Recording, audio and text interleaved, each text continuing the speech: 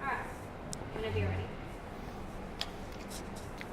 Hi guys, my name's Girish. I'm the head of accounts at SEO Melbourne, and today I'm here with Daniel Angelini, who is the author of this book called The Standing Epidemic, and he's the founder of a company called Movi Workspace that specializes in stand-up desks.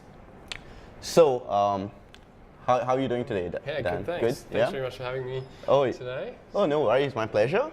So I was just trying to find out a bit more, about your business, Movi Workspace. What's the story behind it? Like, what drew you to leave, a traditional 9-to-5 job and take the leap into starting your own business? Sure. Yeah, there was really a whole lot of things. I guess I've always had a really strong interest in health. I'd been working in the office ever since I graduated at university. My background was in IT and tech, so in front of the screen a lot, but then out of hours, keeping fit, active, kind of on the go all the time. So it's probably about 5 years. 5 years ago, I started researching more about this whole sitting, hearing this topic of sitting is the new smoking, this kind of headline, and then researching, and that sort of grew my interest as I found out more and did more research. It kind of grew and grew, and that was sort of some of the basis for this book here. And then started exploring, standing desk products, and couldn't really find something that I liked to use. So that's kind of what sparked this idea behind the product as well. Okay, that's pretty interesting. So it started with you being, in the ID space, you probably sat down a lot for your work. And you got a bit fed up with it, and you were just like, okay, I'm done with that, and I want to do something different, and I want to actually make a change. Yeah, that's right. I think with IT as well, we use so many tools to communicate and collaborate and share, and that's all great. We can be really efficient, productive, and that sort of thing. But you can also be in an environment where you're never actually leaving your desk because you're doing everything at your desk. You're not actually talking face to face. You never go for coffees. You never in meetings. Just all. You could probably just order lunch to your desk. Exactly. You can get Uber Eats. That's it. So which is great for efficiency, but then mechanically for our body, it takes away so much movement, and it's a huge part of our health. And as I was researching, I discovered how much of a big part of that of our health that really is. So. And so how did you combat that, when you were working in the ID space? What were a couple of things that you did to make sure that you weren't constantly sitting? Did you own a stand-up desk yourself? I did. I brought a stand-up desk into Uber when I started there. So I was working there about 4 or 5 years ago. That's when I was doing the research, came up with this thing, and I thought, hey, I've got this new job. It's a startup. I'm sure they won't mind if I bring something crazy into the office. So I brought an IKEA little kind of side table. Plugged some brackets and a shelf into it, and then chucked it on the desk. It cost me $50 to make something. Wow.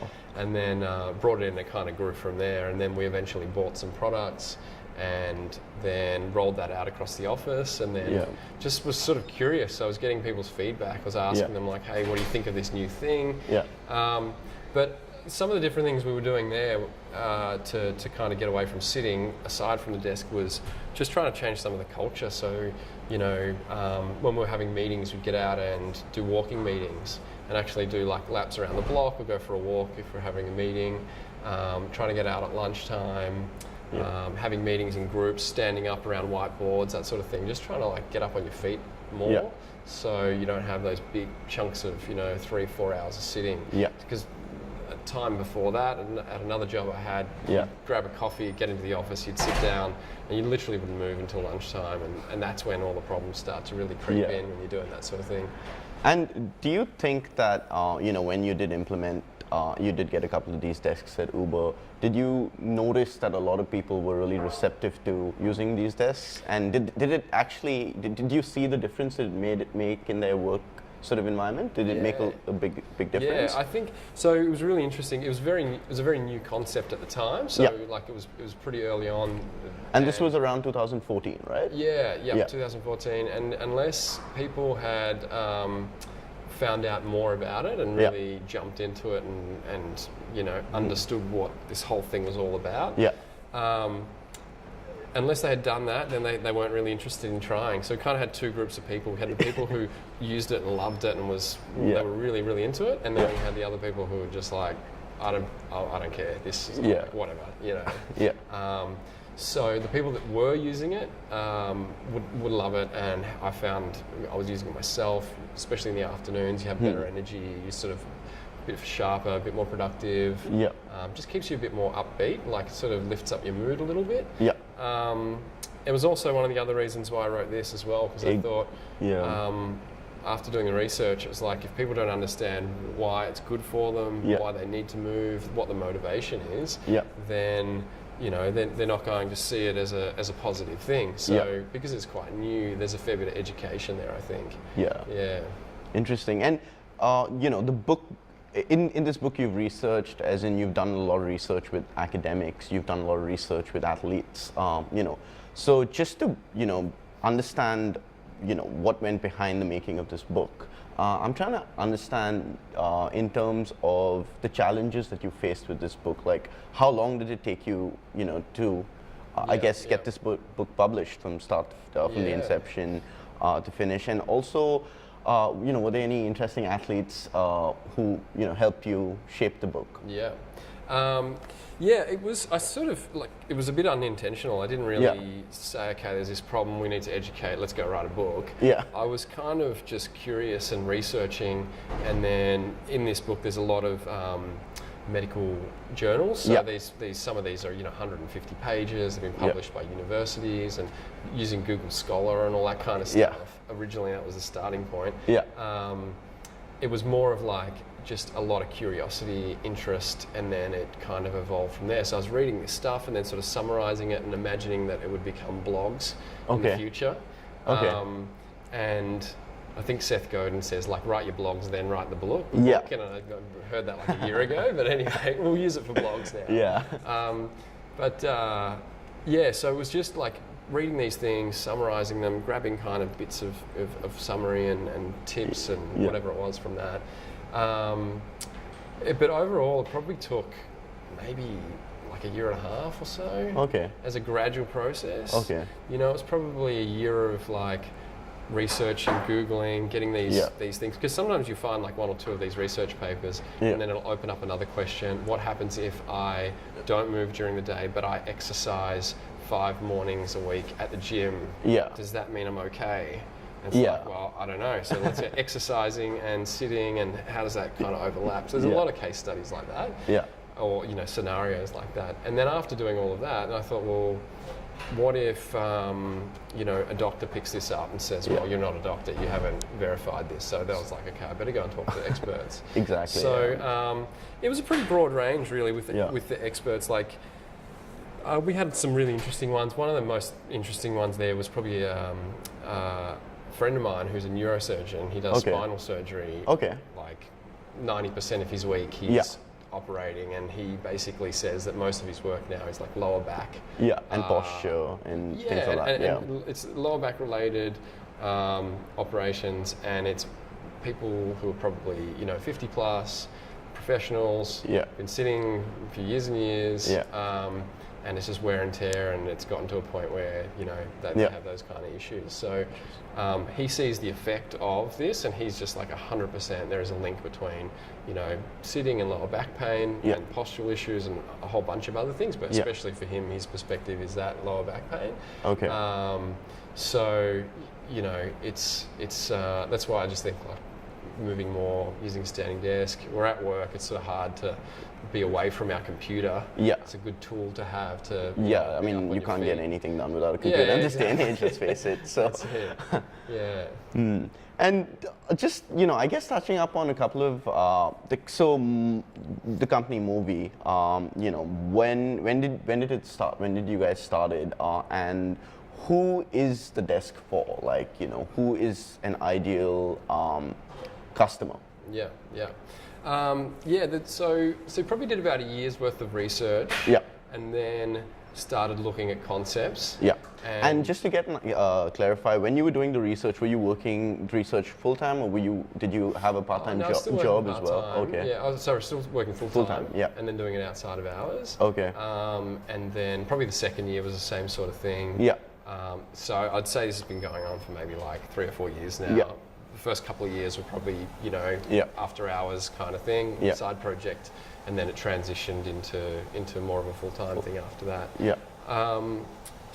Maybe the first year was really just about research, understanding this kind of problem, and then it started looking at more products on the market, so getting a bunch of product, comparing them, pulling them apart, testing them with different people, all that sort of thing, and then working with some furniture designers to come up with a concept, a simple product shape design kind of concept. Yeah.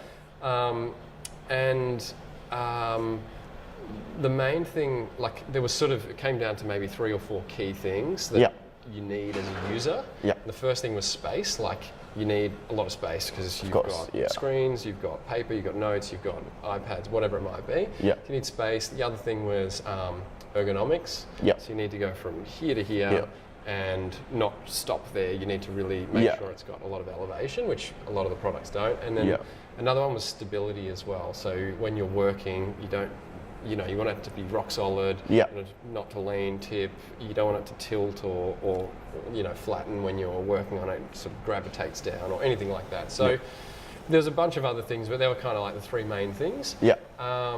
So we focused on those because it would cover a broad range of people's types of work, but essentially we're really looking, we're really sort of focusing on like creative industries, tech, digital, marketing, agencies, that kind of thing, design, architects, that kind of thing. So whole range of different things. But we've got customers at the moment that are in finance, in banking, retail. So it's really broad. In terms of the people that we're attracting, I guess, it's really focusing on people that are prioritizing health. Of course. As a number one, but are spending a lot of time and effort investing in health. So, people put a lot of time into sticking to their fitness routine, going to the gym, eating well, all that sort of thing. But then we've got this chunk of time during the day where we're working, sitting, that's counterproductive. So it's kind of, it's people who are really sort of, that work hard, play hard kind of mentality. They keep fit, they're in the office and all that sort of thing. So, that's good. Yeah. And so just to get an idea, about, I guess we touched up upon who potential customer is for Movi, and how would you say you stand amongst your competitors? Because I do know, I've done a bit of research, and I do notice that your product is on the higher end of, especially the price range and a higher end of spectrum. So, I guess what do you have to say to that? What makes your product stand out to the others? Yeah, I think the reason it's more expensive because it offers you a lot more. And so what we're trying to do is provide a product that will give you a long-term benefit. Okay. Hopefully in the future we will be able to create a light version of our product and bring the price down a little bit. But the whole product design, physical hardware, product design, prototyping, testing, it's a very long and expensive process. So it's definitely something we'll look at. But so we're, I think, like $100 to $200, say, more than a competitor product. But you get a lot more usable space. So you get probably 4 or 5 times the usable space. You get an electric system that lifts automatically, so you don't actually have to manually lift anything up. You can hit a button that elevates, which is actually really important for anyone who does have an injury, because you can strain your back and make the injury worse. Okay, sure. And then just the design, like we're trying to make it look sort of like something that's sleek as uplifting, possible. really nice materials. That's something nice to work on every day. We spend a lot of money on accessories and things like like different laptops, phones, cases, accessories, that sort of stuff. But generally our desk is just plain vanilla. Yeah. So we want to kind of make it feel like home a little bit, and something that's kind of really nice and uplifting. So yeah, that's interesting. And just to get an idea, because we are going to touch upon what you're doing in order to market these desks, but just before we touch up on that, just want to try and understand in terms of the challenges that you've faced ever since you started Movi. Like, what is one of the biggest challenge you've faced ever since you've become the founder of Movi? What is one of the biggest challenges? There's a lot. I mean, I think it's a lot of the startup stuff, like small team, lean, raising funds, all that sort of stuff. I guess for us, being a hardware type business, manufacturing is tricky. It does take time, and you have to manage people's expectations. Like, we did a Kickstarter campaign. It's supposed to take 6 months. It's taken 12 months. And managing people's expectations around that. But physically setting up like a supply chain is very tricky. Once it's established, if it's done well, it's great because you can scale really fast. But that's been a really complex process. Really interesting learning experience. But pretty tricky. Pretty tricky. Yeah. Interesting. So you reckon the supply chain aspect of it has been one of the trickiest aspect to get your head around, and once I guess that's set up, then things will. Yeah, like I think when I originally started and I looked at all these other products, and I was thinking, okay, it can't be that hard. Surely in 6 months we'll be up and running. Like, we'll just get a couple of freelance engineers, we'll chuck something together, we'll find a factory, we'll be off and running. And we spent a couple of years doing the design, a year doing prototyping. One of those years I spent literally like 12 months going around Australia talking to factories here to see if I could get it made here.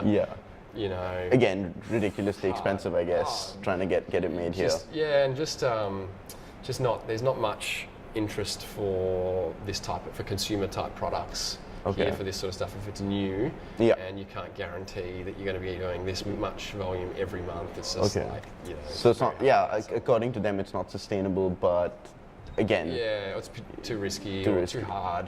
Generally a lot of the time it's like, love the idea, great product, but a bit too tough, or just a little bit too sort of different. So a bit unfortunate, but anyway.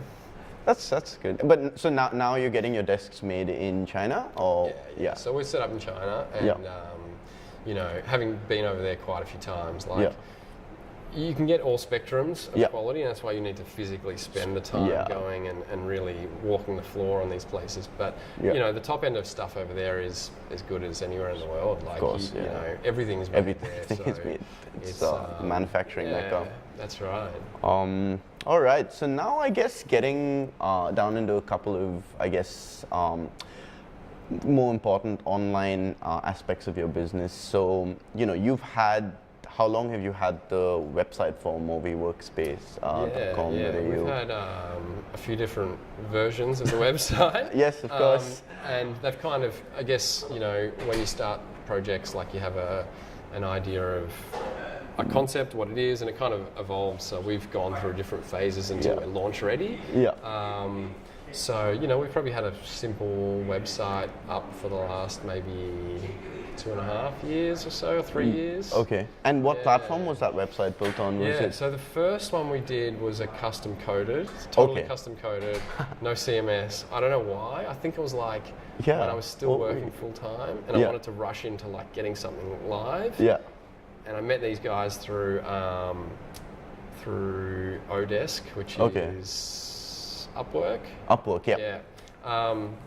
And they had a great concept for design, but it was kind of like the design was so much of the focus of the website that they wanted to really custom code it all. It was like a really long landing page with all these really cool kind of custom design things. So we did that, and then after. So just to get an idea with the custom built CMS, like, what kind of challenges did you face, like trying to if you wanted to change something yourself, could it be done? No, I had no control. It's like I had to jump into the code if it was small changes myself.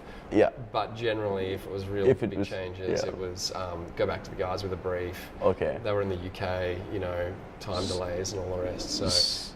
So it was not the most practical, No, I guess, no, CMS to no, work off. that's No, right, no. and I guess in terms of searchability, because of course that's very, very important in today's day and age, to making sure that your website gets found. How did you think you went with the custom built CMS? Do you think it was getting picked up by search engines better? You could say. It was a while back. Not really. I mean, it didn't give me much flexibility in terms of like creating new pages, changing page titles, adding content. So it's very much like we've got this big, long landing page, and I think one other page about the product, and that was pretty much it. Okay. And I didn't really think it through. I just sort of jumped in. And then 12 months later, I was like, it's this big, and we can't really grow it. We can't change it. It's like, one-time use kind of builds. And was it expensive to get set up, like initially? Yeah, it wasn't. It definitely wasn't like a Squarespace $29 a month kind of thing. It was a bit more than that. But I guess the one thing it did help us do was, it was almost like a brand identity phase. In terms of like working out what our messaging was, the photography, all that. So it was sort of like the very first version of like, what's this business going to be about, and all that sort of thing. So putting it together on the web page was actually a really good way of, what's your value proposition, what are your brand values, what's your point of difference, mission statement. It's actually like a long landing page with all that stuff in it is actually a really good way of testing all of that stuff. So, but functionally, it was a nightmare, I'm guessing. So I definitely wouldn't recommend it. No, it was no good. I mean, unless you're a coder yourself, of course. Exactly. Yeah, for sure. Or have an in-house team, and you can do that. But like for long term, for being able to scale your business out, it was a bit tricky. Tricky.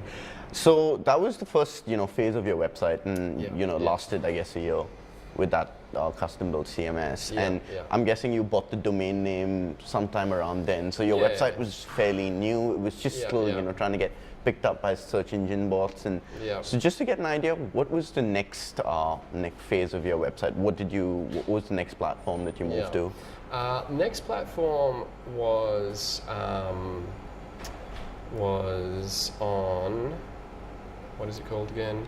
WordPress? WordPress. That's right. And I just had a mental blank. And so we ported the bits we liked onto WordPress, but then wanted to use WordPress mainly because we thought, okay, we've finished the book, let's start focusing on blog content, writing more content, publishing it, and that sort of thing. So we're like, okay, that seems like the natural thing to do. So we set that up. That was a little bit cheaper, a little bit more flexible. I think we work with a freelancer to like kind of migrate a lot of our design stuff across.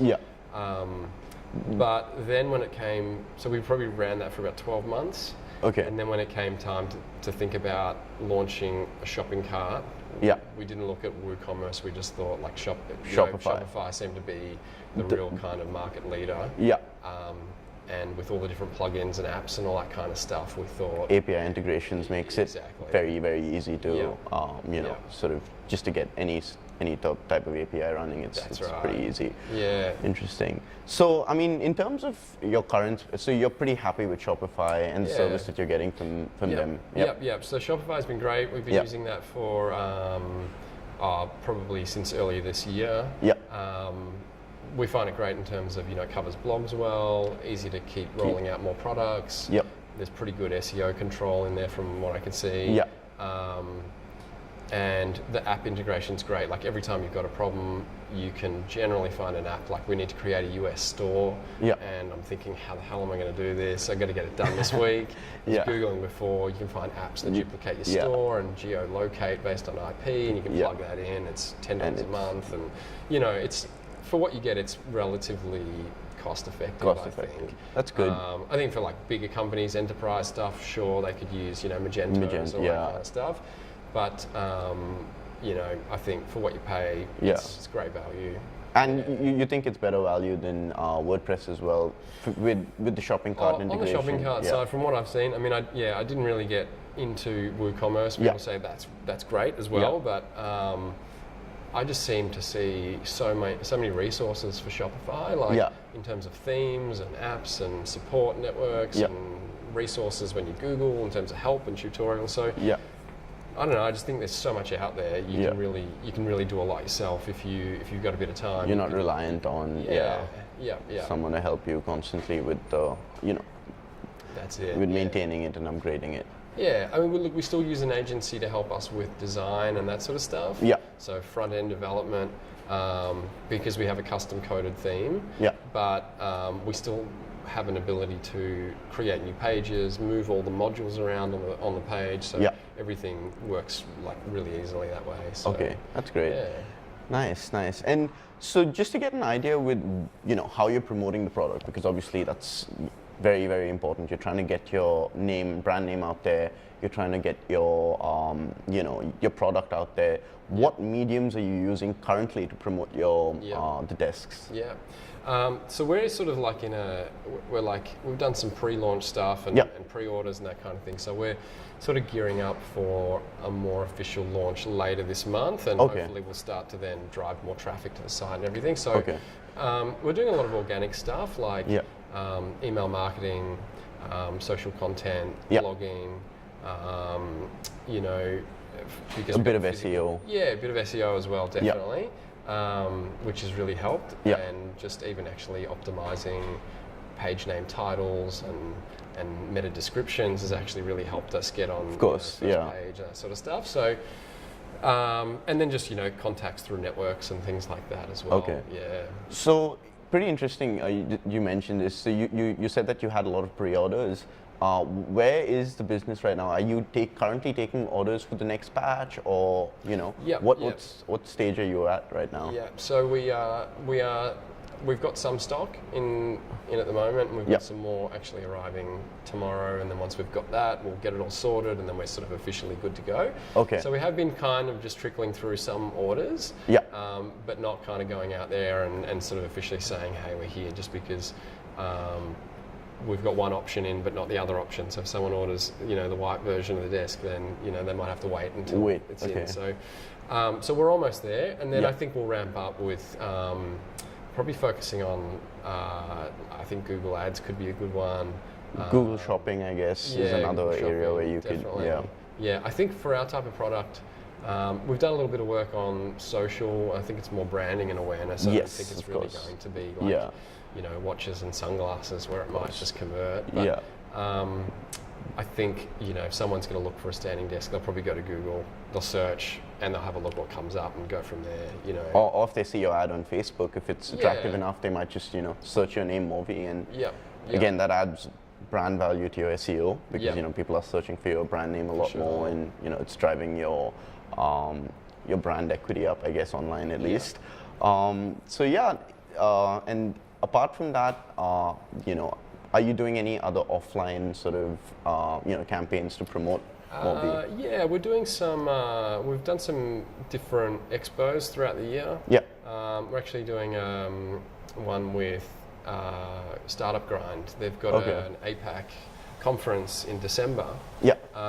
And so we're going to be one of the exhibitors at their conference, and we'll have a desk on display and all that kind of stuff. So we'll do like a physical activation. People can come and try the desk and check it out and that sort of thing. So I think because it's a physical product, it's good if people can see it, get a feel for the size and all that sort of thing. It's a bit difficult to get a real good feel for that online with the photos we've got now. So, so we do a little bit of that, and then doing some trials as well, where we'll send a product out to an office, let them set it up, try it for a couple of weeks, and then have a chat to them after that. So yeah, bit of a mix. Interesting. And in terms of like the pricing, like you said, you've got it is on the higher end of things. So I mean, do you offer pricing plans where people can pay the desks off over a period of time, or how does that work? Yeah, we've actually integrated Afterpay. Afterpay, yep. And looking to set up Zip Money as well, because that allows for larger orders. Yeah. So if someone orders 10, they could use Zip Money. Whereas I think with Afterpay, it's capped at maybe $1,000 or something like that. So that's basically one desk. Yeah. So yeah, those options, which are again great and easy to plug in through Shopify, and then you set up your account with them, and it kind of works pretty seamlessly. Yeah. So those options, we're looking at a couple of other different things as well. So we'd like to offer a rental option. Okay, that could be actually pretty interesting, right? The rental option. it could, because at the end of the day, the cost of the desk is say $800, and if you're able to sort of rent it out, say at even 75 to $100 less than that a month. Yeah, exactly. 8 months in and you've made the desk up. So it could be I guess another revenue stream for you guys. Yeah. Especially since you guys are starting off and trying to get bigger orders in and ramp up your. That's it. I think if maybe even at a lower price point, it's still maybe a barrier for people because they're sort of unsure. So maybe it's an easy way for them, for more people to try it. That's what we want to try and do. Really get it out to a big audience. Yeah. Yeah.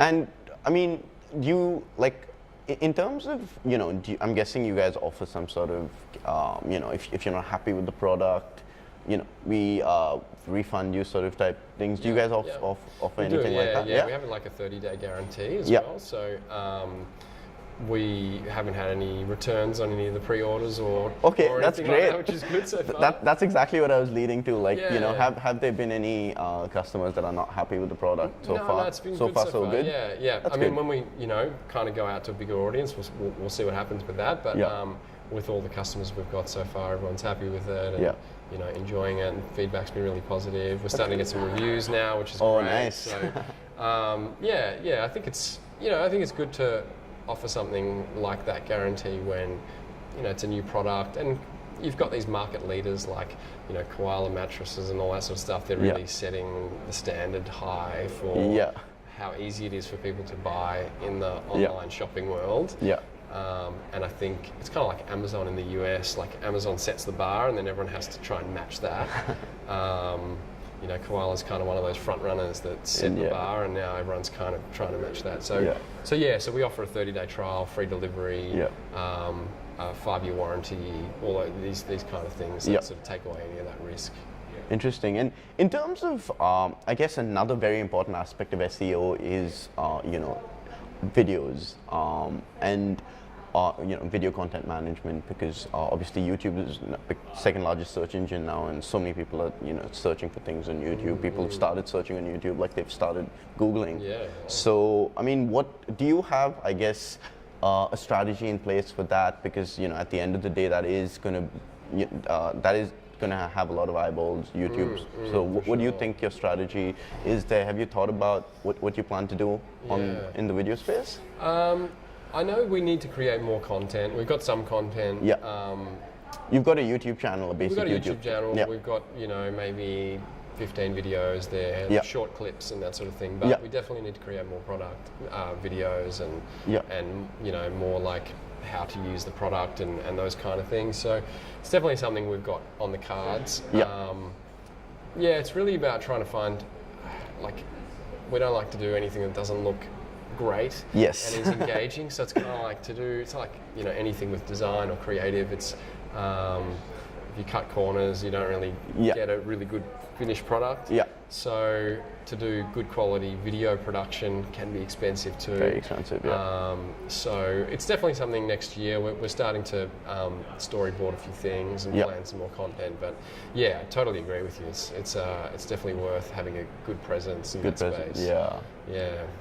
Nice. And I guess just to finally to touch up on a couple of things that we discussed over the course of this podcast, just to get an idea in terms of your ultimate online presence. Where do you see Movi 4-5 years from now? And at what rate are you guys looking to grow? Are you guys looking to grow organically? Are you guys looking to get in seed investors? What is the plan here? I think I have a lot of big ideas and big aspirations for the business. I think it's always good to have big aspirations. Like you have to reach for the stars to definitely aim for the stars to reach the sky. I think the whole industry in this space, like standing desks and wellness in the workplace, is still very early on. It's become a bit of a buzz in the last few years, but I think it's still really, really early on. I think in 5 or 10 years' time, it'll just be, it'd be much more common for companies to be offering their teams a lot of different options in this wellness kind of thing to make sure they're really looking after them. So from a product side, we want to create a whole range of different products. a lot of accessories, a lot of things that can kind of make your day more productive, you know, create a nicer working space. We want to expand internationally as well, so we did an exhibition in the US last year, and there's a huge market over there. So hopefully next year we can start to get the ball rolling with the US presence. We still get a lot of inquiries and traffic from the US. So, that's good. So you know, in 5 years, hopefully we've got US, UK, Canada, New Zealand, and somewhere in Asia covered with an online store. Yeah, and in terms of, I guess, the competition in those countries, I mean, do you think the competition in those countries would be a lot fiercer than Australia? I think maybe in the US, in most countries there's not much choice. In the US, there's a lot more choice, but there's also a lot more people. So I think that having more options, I think there's plenty of market for people. We're not really too deterred by competitors there. And as I said before, you know, if we could have like a premium product and a light product, I think we could really cover most of the competitors on the market. So that's definitely part of it. And then like another aspiration is to start looking at health data and kind of like a tech angle. So tracking your movement throughout the day, tracking your sitting, standing time, you're moving, when you're taking breaks, when you're sort of stepping away from the computer. Trying to create some sort of picture of, you know, physical health and well-being in the office. So I guess synergies with companies like Fitbit would, you know, be ideal, because then, you know, you could get the data you want. And I guess what you do with the data is use it to, you know, promote that the desk space. Just to get an idea now, you mentioned that, you know, you are going to roll out a light version. What's that going to be like? How much is that going to cost? Look, I don't know just yet. It's not something we've really jumped too much into detail with. But you know, it'll just be a little bit smaller, a little bit simpler. You know, we've got features like current model's got like an LED display. It's got USB charging ports, all these kind of extra bits and pieces. We're using this really premium bamboo wood, so it's kind of paring back some of those things, and then trying to get it into the market at maybe like a $600 price point or something like that, which then kind of sits really much at the same price. At the same price as your competitors. All right.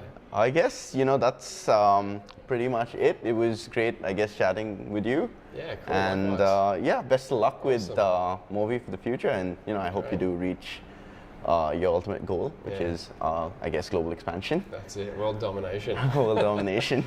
That's right. Awesome. Thanks you should potentially target companies. You know, this is what I hear. I hear companies are slowly starting to have this thing known as an employee wellness budget. You know, and a lot of companies are talking about that. So I guess, you know, targeting those companies could be quite beneficial. For sure.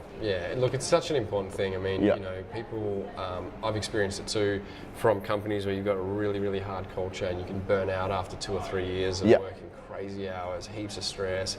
You know, it affects a lot of people, and everyone kind of keeps it to themselves, doesn't really talk about it and keeps it private. So, you know, we need to make sure that people can work hard but still feel good and not burn out because they're in the office. So that's really that's your aim. All right, great. Well, thanks for the interview. And awesome. Thank you. Cool.